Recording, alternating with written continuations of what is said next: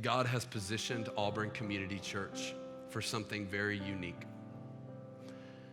The church right now, especially in our country, is desperate for a voice of clarity to rise up among the voices of dissension and division that are seem like two different sides politically, seem like they're on two different sides racially, seem like they're on two different sides of all these different issues, but it's really a spiritual division. It's a spiritual division between darkness and light. And I believe what our world needs in our day is a church to stand up and call out idols for what they are and just worship God with a passionate, unadulterated worship that the whole world needs to see. So things that are coming up as idols in the church this year, it's not that they just became weird in 2020. It's always been weird. We've just been able to ignore it underneath the mask of our prosperity. It's always been weird that predominantly white churches don't show much compassion for black people. Always been weird. Visible this year.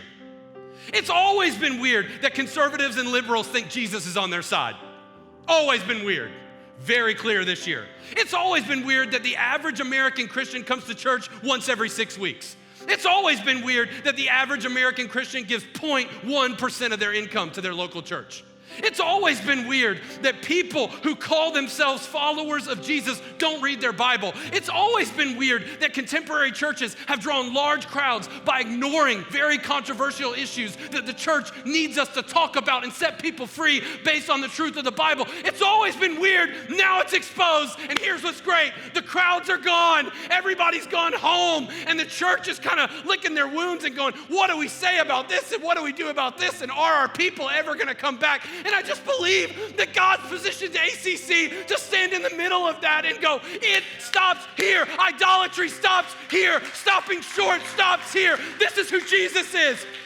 It doesn't have to be that complicated. We're not going to spend the rest of 2020 talking about who's better, President Trump or Senator Biden. We're not going to spend the rest of 2020 talking about, okay, how do we fix this issue and fix that issue? We're going to spend the rest of this year and the rest of the breaths God has given us on planet Earth shining a beaming light on the only name who is worthy. And guess what? In the process, God does work on all those different areas.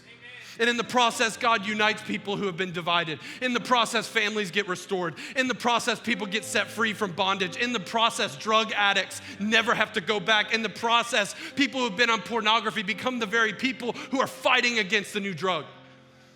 That's what's gonna happen in our day, and that's what I'm believing for at ACC. And I don't believe it has to be us, but I was spending time in worship this week, and I was just like, why not? Like, if not us, who?